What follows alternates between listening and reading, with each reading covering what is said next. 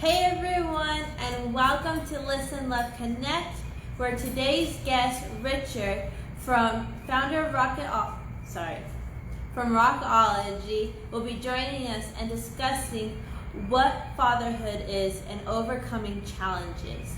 So let me invite him on, and we can get started. The little camera plus yep, and then yep, and then invite. So he should be coming on shortly.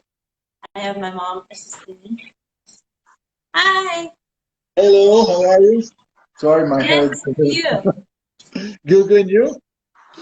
I can't hear you. Can you hear me? Can you hear me now? Yes, I can hear you now. Good. How are How you? are you? Good, you? Yes, I'm doing fine. Is your project already out? No, right? Yes, the website's out. Oh, Yeah, and so we're just great. collecting those emails because anyone who enters their email in can have a chance to win one of our exceptional heroes. Excellent. Yeah. So you're doing good, you said, right? Do you want to introduce yourself, your son, and the platform you've created? Yes, my name is Richard. I'm actually about to launch my project, Rocketology. It's a mix between me and my son. My mother-in-law wrote a book about him, and I'm finishing writing my book that both of them connected and kind of create Rocketology in a way.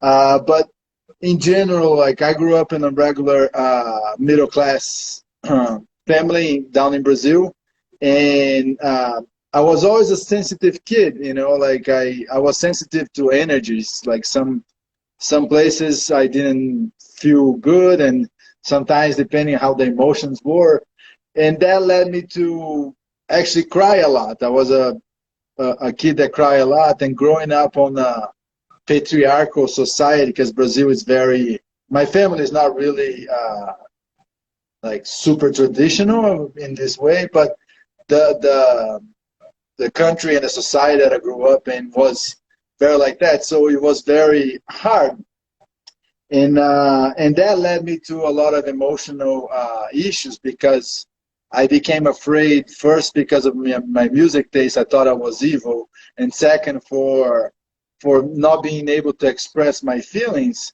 I was afraid of being put on a straitjacket or on a medicine, something like that.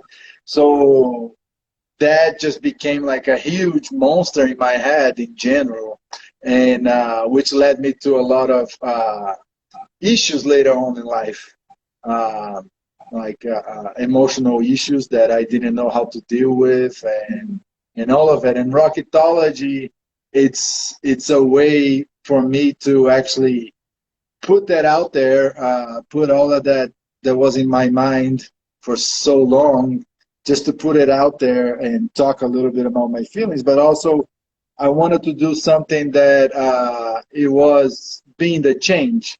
And for that, I always had a dream of learning the guitar. So I tried to put my dream of learning the guitar with being the change. So I started to create punk rock songs for music for kids, pretty much. I was like, it's more focused towards kids because like I had the ideas with Luke, and actually that's quite interesting because Luke is the one who asked me to do fast songs because he likes my air guitar, and he always asking, he does the sign for fast because he doesn't he's non-verbal, so he asked for fast music. So I started to transform my air guitar into a real one, and then started to create songs, and he likes it and I like it, and I thought like why not to put it out there and see if other kids like it. And I don't know, the way I view is like, well, maybe if there is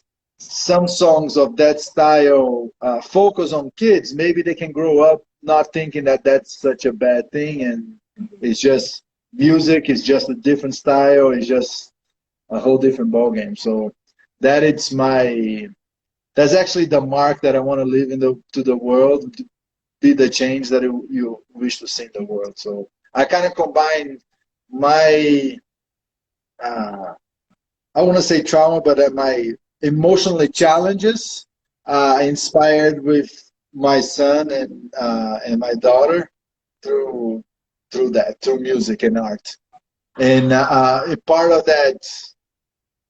this project is also philosophical. So I write all of the stuff that I kind of hold it in for a long time, and Yeah. on that time seemed like Looney Tunes, and now it's a little bit more.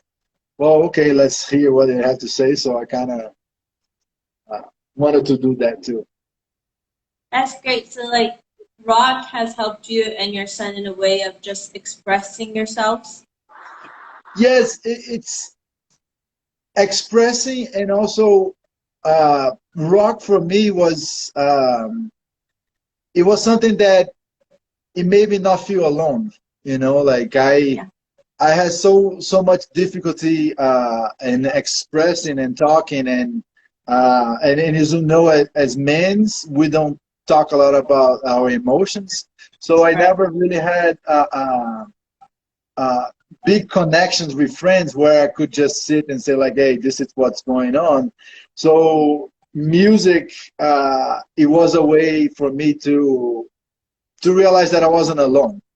You know, even though I felt loneliness, but with music, and especially after he was born, Mhm. um, I needed something to hold on to it, and music was there. You know, I have a great connection with my wife, but uh, you know, mom and dad, we feel different things in different ways and different perspectives, and we all have different childhoods. So it hit me differently, and like I didn't know what to do, and I went to music.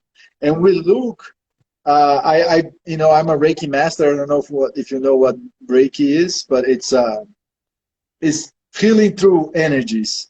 It's more like energy work, and I do that on my son. But also the music helped like elevate our energy, and the interesting part is that uh, his muscles, like he has a muscle condition called Nemalai myopathy, which I forgot to introduce on the first uh, question. He Yeah. has a muscle condition called Nemalai myopathy, which affect the muscles. But he affected because I was an athlete before, like on that journey, that about my feelings, I went for a search, and I went to do Ironmans, and I learned a lot about muscles and things like that, and diet and all of that good stuff. But with him, because he affects the type 2 of fiber muscles, which is the fast contraction ones, the fast music help him move.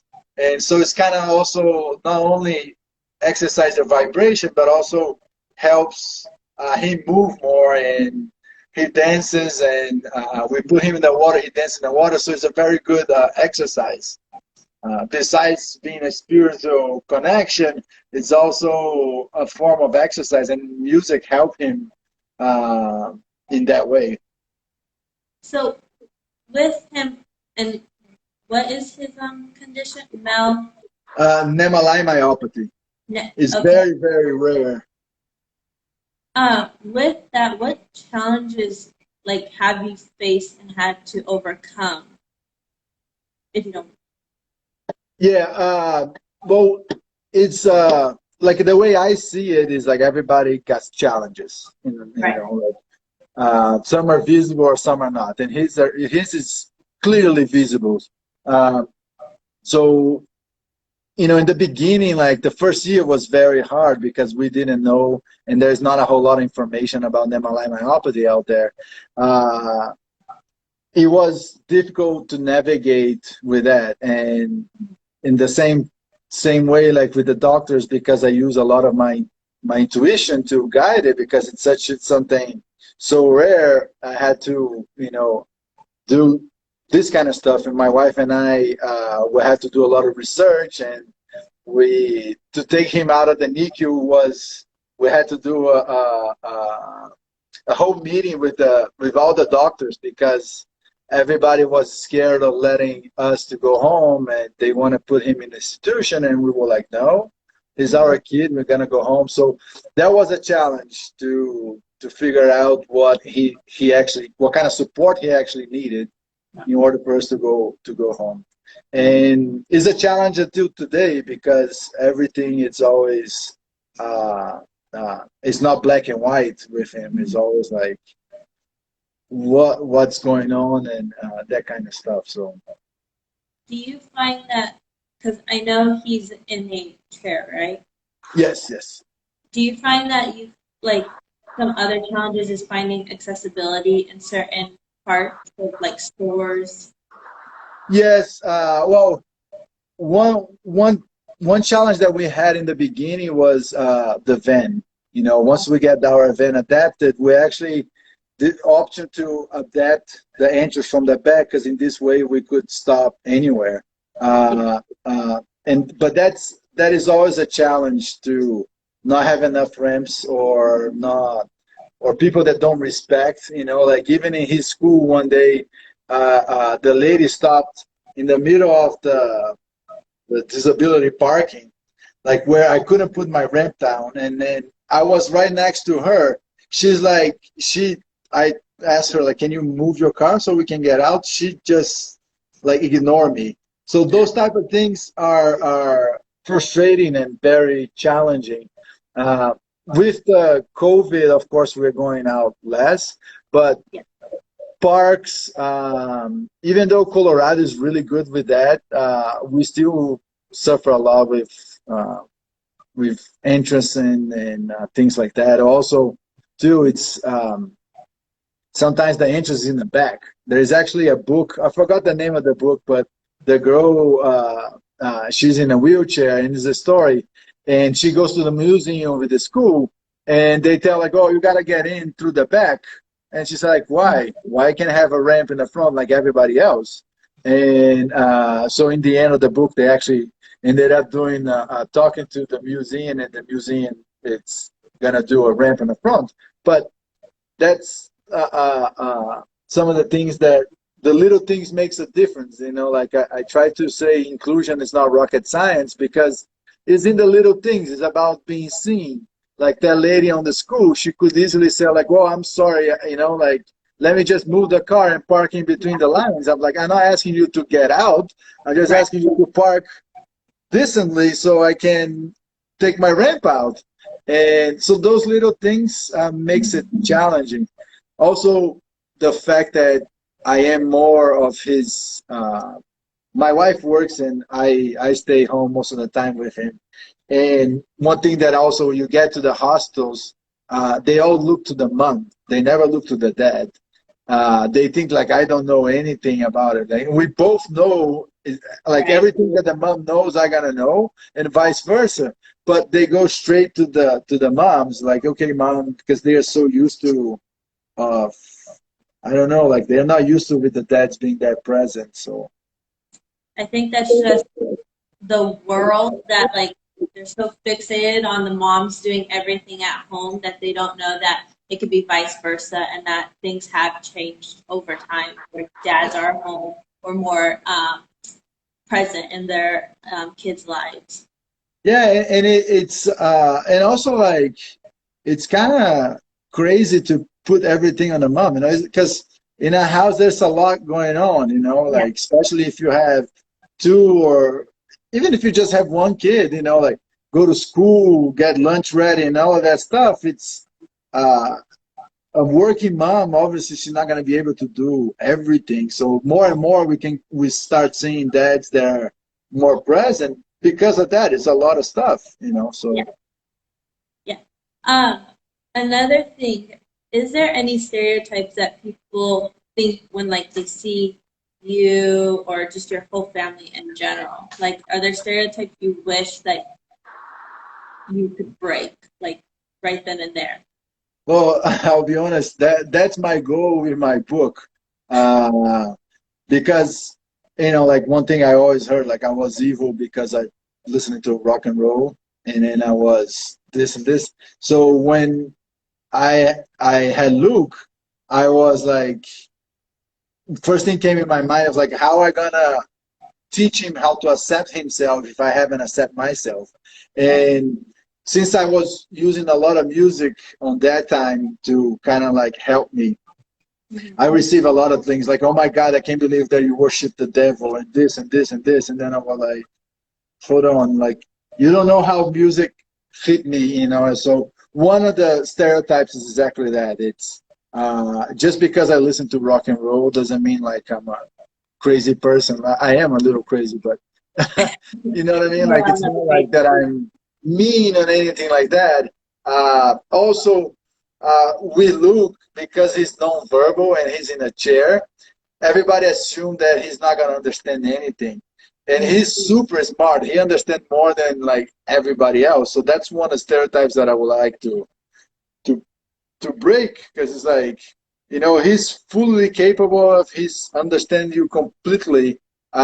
He just have a physical challenge, and I think this is one of the things that I really wish I could break the stereotype. You know, like, it's not just because I have blue hair and I sing punk rock that I'm like this evil person inside or anything like that. So, and Or especially with Luke, you know, like uh, uh, I always say, like, every time we go to a park, everybody's like looking at us like, oh my God, you know, like, because Luke not only have a good energy, but he comes out in a chair and with, you know, like having fun, and we're all having fun, and nobody kind of understand. They're like looking like, what's going on?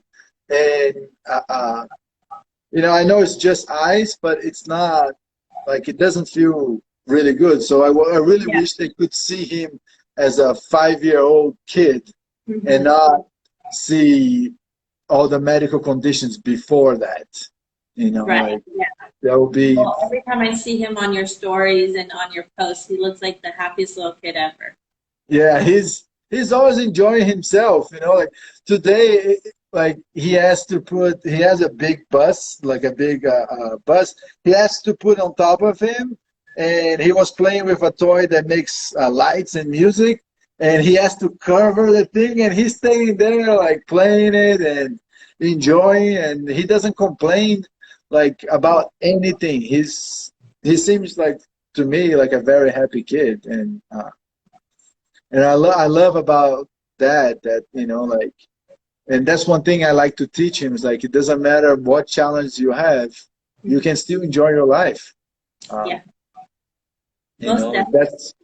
that's what I did with my life, and that's what I wish I can teach both of my kids the same way. Yeah. Um, that's amazing. Is there, what's the best part of being a dad? ah, there's so many good parts of being a dad, but I think uh, watching them grow and watching them explore the world, and especially Luke, in a way of like, for example, his birthday. We invited one of his friends for his birthday to spend the day here, like a play day. Yeah. We went to the pool and stuff, but in the beginning he was very shy, and then I was like, listen, just go out there and have fun with her, and he did.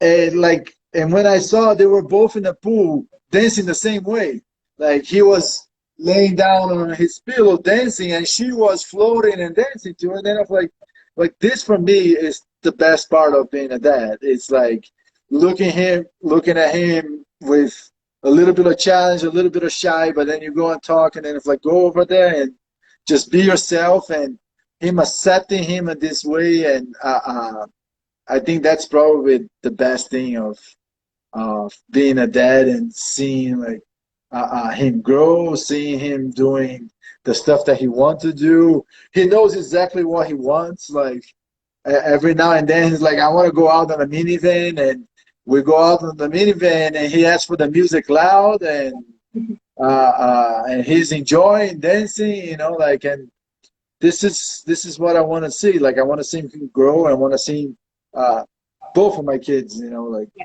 grow, follow their purpose, you know, get find like a sense of purpose in life and follow it. And I think that's what the best part, but it's also the hardest part because, you know, like he turned into 5-year-old boy that I didn't even realize. And then now it's like, okay, I got to accept that he's growing up. He's not that little kid anymore. So it's, you know, it's the best and also the most difficult part because then you have to accept that he's growing, that he's, you know, all of that. So, What is your favorite memory? favorite memory. Um, well, I think I have a bunch of them. Of course, the birth Yeah. was was like a big deal, and but I think my favorite was we already moved to Colorado because he was born in Florida and then we moved to Colorado. And one day here we went to the park and coming back we were listening to Foo Fighters Monkey Wrench. And like I said, he's non-verbal, but he asked for his talkers and he kept asking for loud, loud, and loud. So I think that was really funny because we were driving the minivan with the windows open and then the song blasting out loud and he's like laughing and enjoying it. So I think those moments are probably one of my favorite ones. I love it. That's beautiful. And I Yeah. thank you so much for coming on here and discussing, I think, is a very hard topic, I think, for anyone.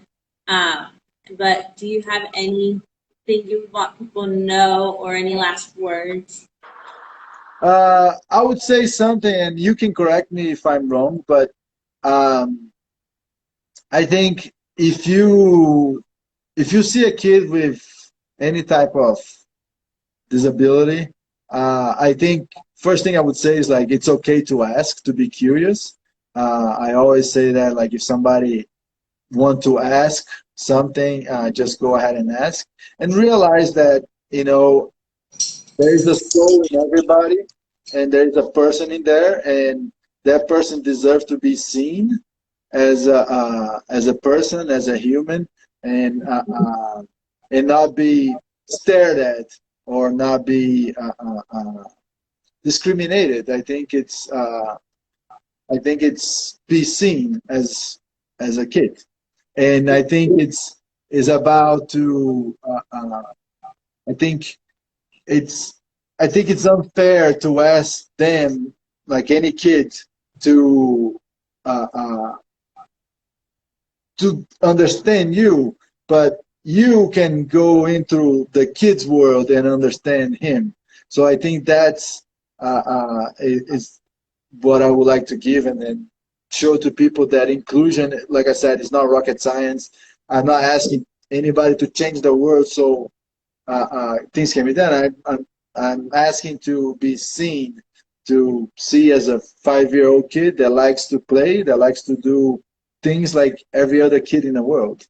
I think Yeah. that's what I would like to leave. And my mom is requesting to join. Would you mind if she comes on? I'm sorry? My mom is requesting to join us. Do you mind if she comes on? Of course, come on, come on.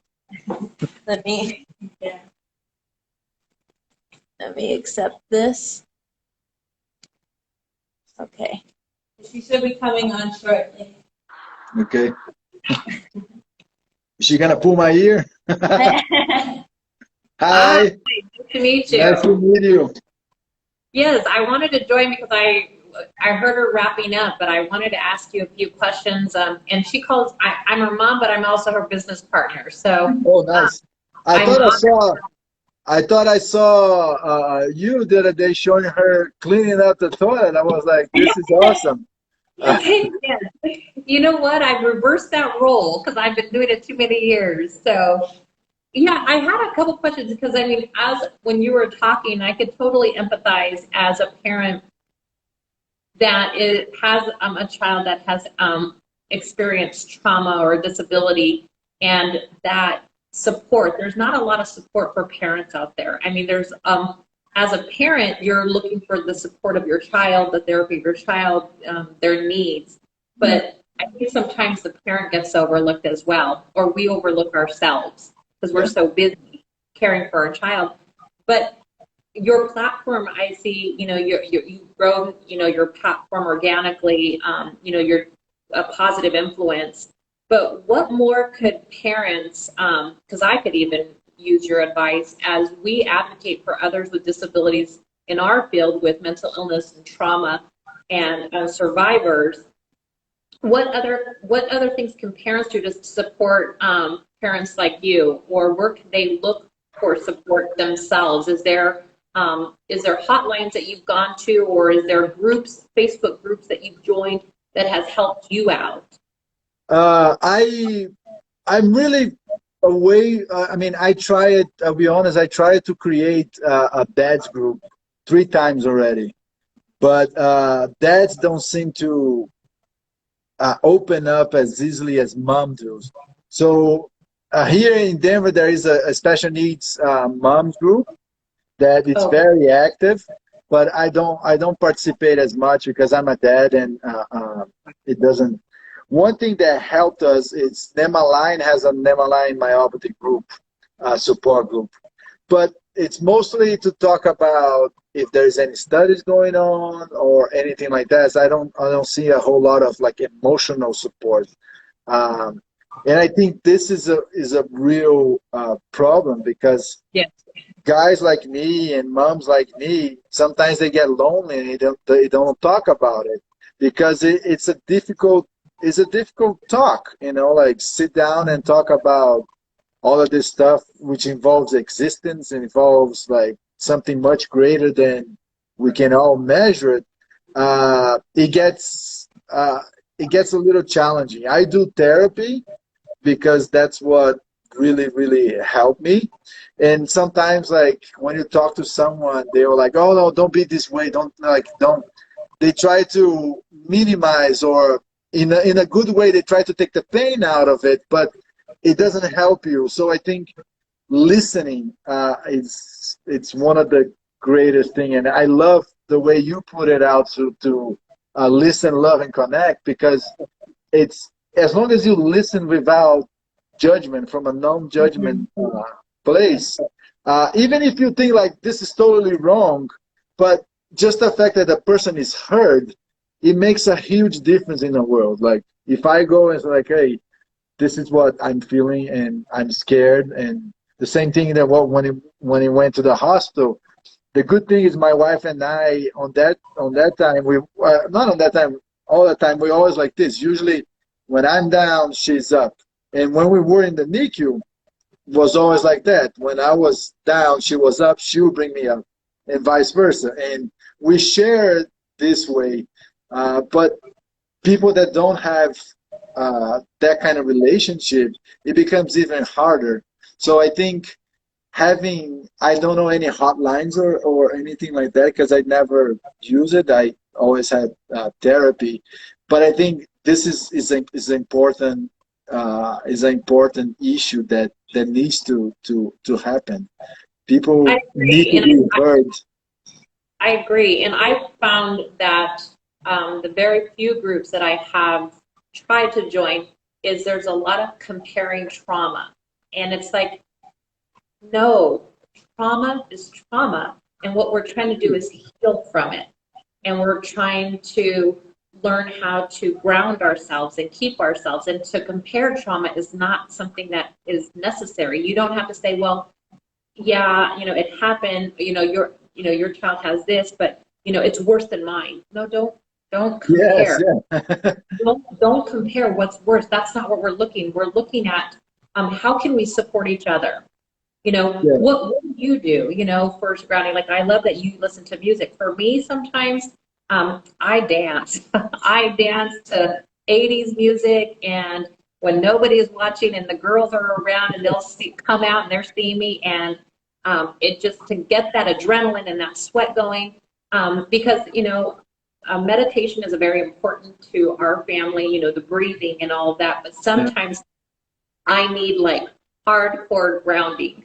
You know, I need to feel the ground. I need to feel the bass. I need to feel everything. And because it's an outlet, it's better than crying, you know, Yeah. which a lot of times you want to do. And for the dancing, it's like I feel like it's doing so much for me. And then sometimes I end up doing crying, but then it's done and I feel, you know, okay. Crying is always healthy. Yeah. Yes, and crying is always healthy. And so then I feel better afterwards. But it's just to find that group where you can say, hey, I just want you to listen. I want to connect with you. And that's it. I don't need you to fix me. I don't need, I know the tools. I just need to just purge.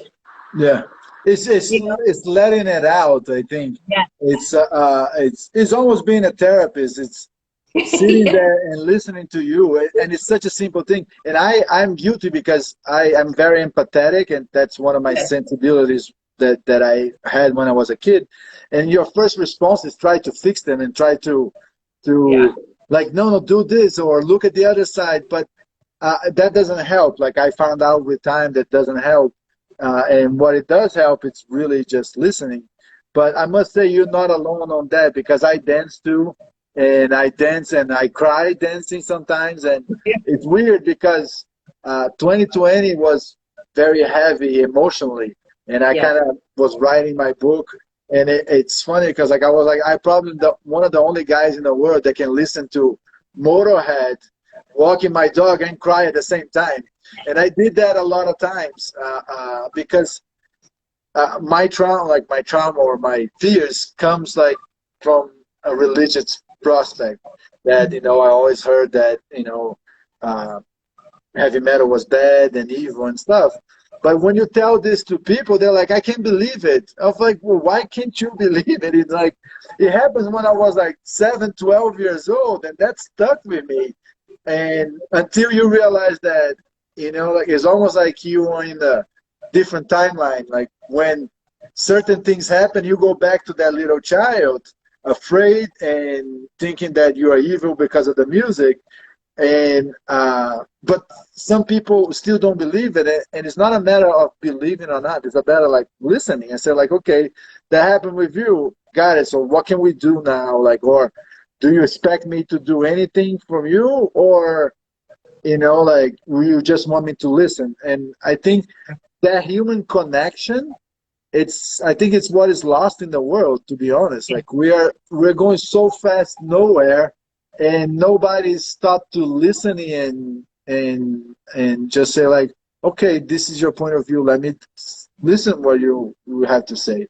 And that little space can be everything for a person. It can make it, honestly, and when we talk about mental health, it can be literally a matter of life and death sometimes.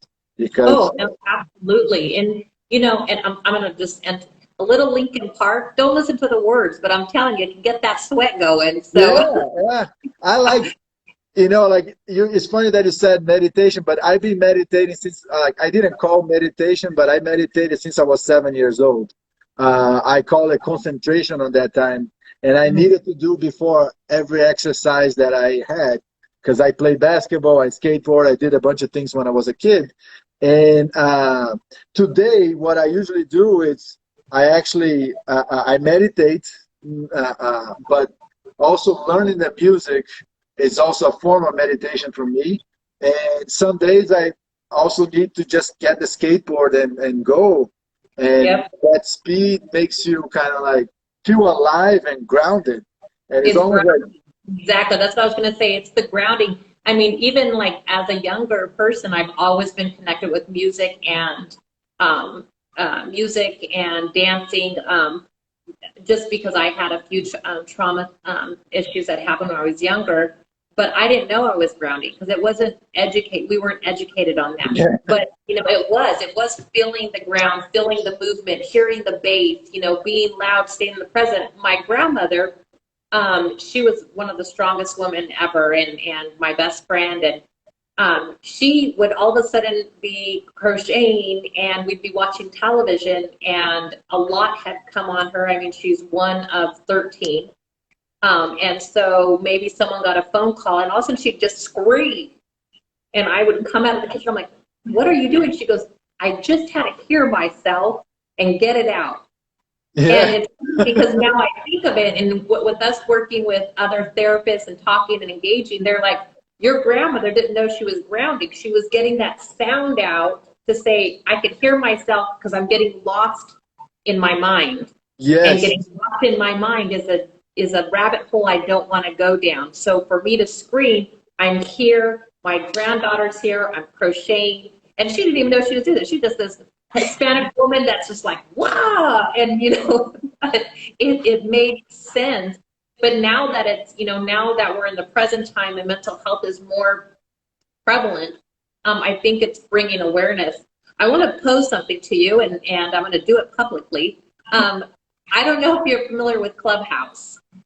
No. So Clubhouse is a audio social media. So it's where people go into different rooms at random times and they have support groups. But I wouldn't mind talking with you later and seeing about starting a Clubhouse room where we can be inclusive moms and dads. I would be more than happy to do that. I'll be honest. Yeah, and it's random times, and we can let the audience know, but then it's going to be this safe place to do exactly what we say: listen, love, and connect. Yes, I'm totally on board with that, and it's so funny that you said that, because when I started this project that I have, my idea was exactly that. Like, people need to learn this. People need to know about this, because like you, I didn't know that listening to music was grounding. And I remember, and in my book, there is actually a scene that my brother comes in and I'm listening to Iron Maiden and crying my eyes out because I couldn't cry in public. So I had to hide to cry. And sometimes I was getting so numb that I couldn't cry. But when I listen to certain music, I would let it all out and I feel better. And then I'll feel like present and not lost in my mind, because if you let it loose in your mind, like, you get caught in this hurricane that everything is thrown at you, and like all good things and bad things come up, and you go absolutely nuts. But I used to scream like with no voice, like when I was singing, and that's why, like, when I started to learn how to sing now, it became like almost a metaphor for me of getting my voice, and every time that I sing, I'm like, oh my God, I feel so much better. I'm present, and I'm a better dad. I'm a better human being. You can ask my wife. It's like I'm not like all over the place.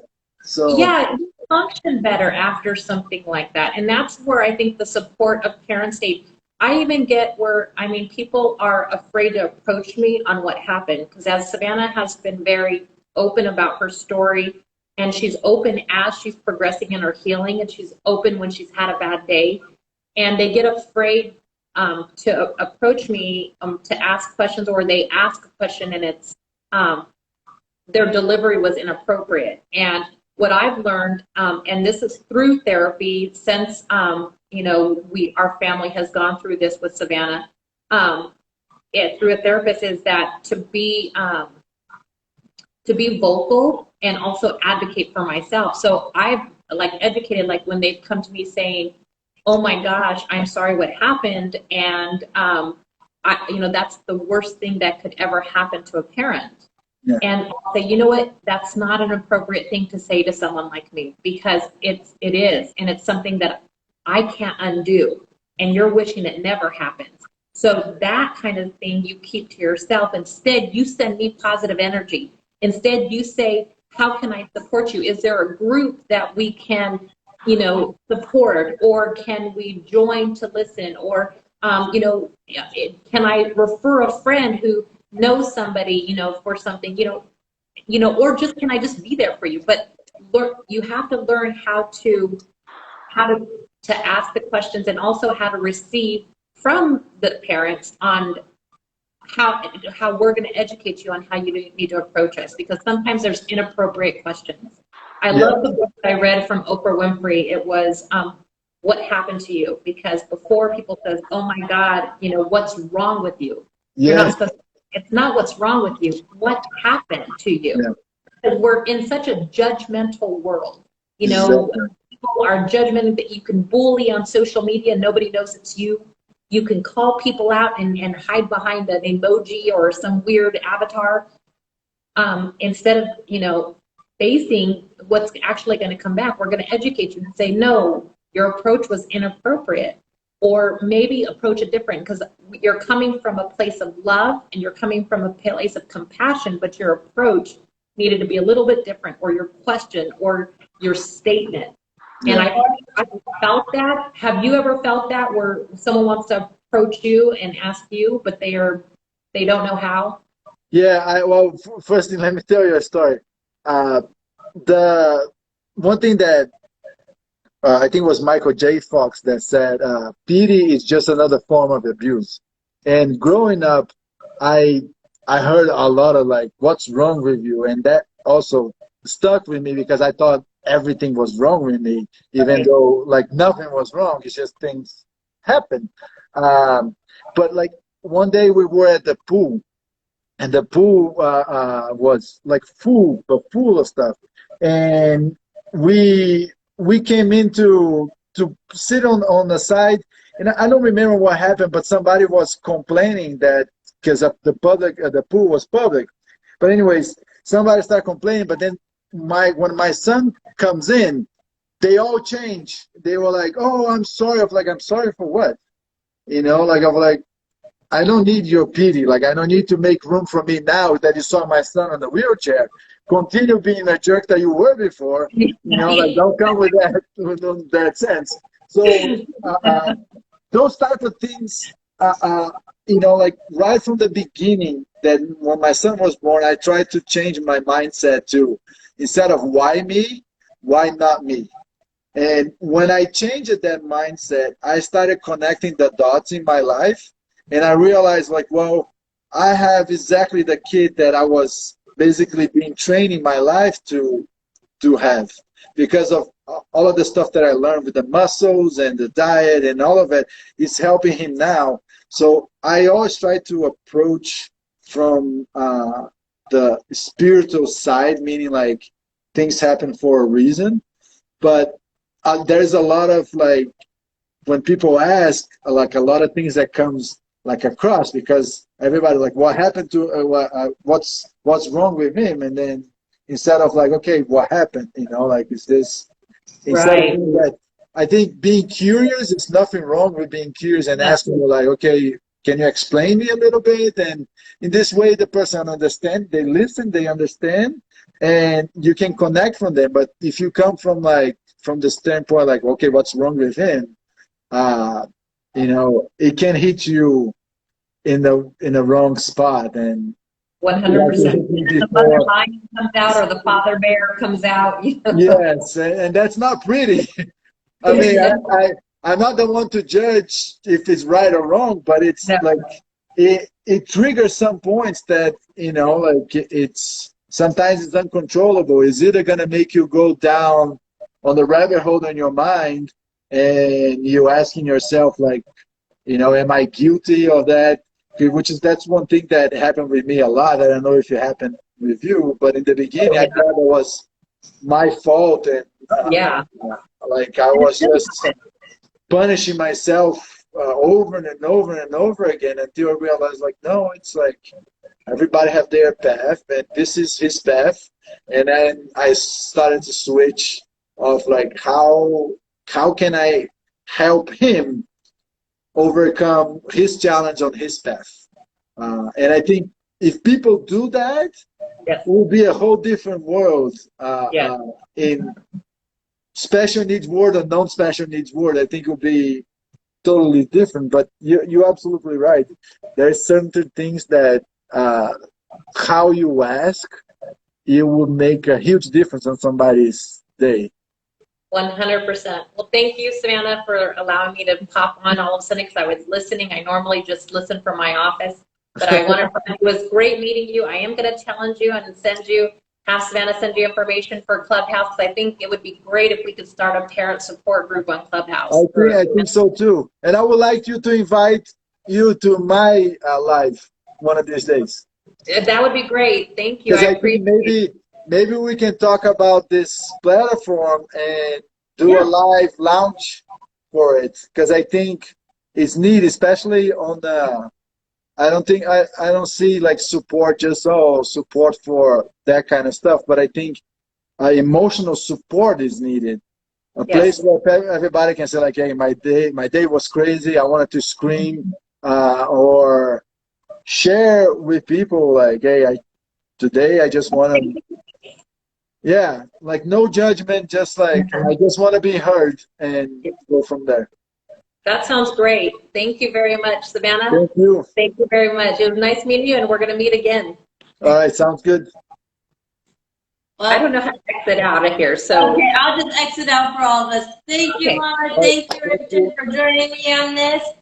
Everyone, thank you. I hope you enjoyed this Listen, Love, Connect, and always remember to listen, love, and bye. Bye.